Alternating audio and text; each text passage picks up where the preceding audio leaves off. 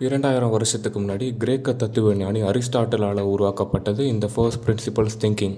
இது என்ன விஷயம்னா, எந்த ஒரு பிரச்சனையாக இருந்தாலும் அதை முடிஞ்ச அளவுக்கு சின்ன சின்ன பாகங்களை பிரித்து அதிலிருந்து அந்த பிரச்சனையை சால்வ் பண்ண ட்ரை பண்ணுறது. இந்த கான்செப்டை தான் இலான் மஸ்க் ரொம்பவே சக்தி வாய்ந்த யோசிக்கும் முறை அப்படின்னு சொல்கிறாரு. இலான் மஸ்க் எலக்ட்ரிக் கார்ஸ் தயாரிக்கிற டெஸ்லா கம்பெனியோட சிஇஓன்னு நம்ம எல்லாருக்குமே தெரியும்.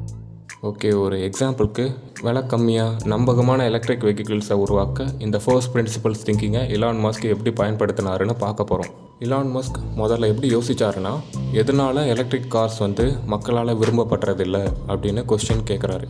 அதுக்கு முக்கியமான காரணம் பெட்ரோல் டீசல் கார்ஸை விட எலக்ட்ரிக் கார்ஸோட விலை ரொம்பவே அதிகமாக இருக்கும்.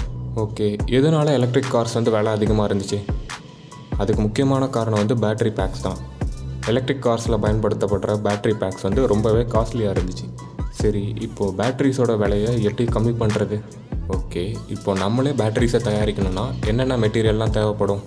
Cobalt, nickel, carbon, aluminium, polymers, அப்புறம் இந்த ஸ்டீல் கண்டெய்னர்.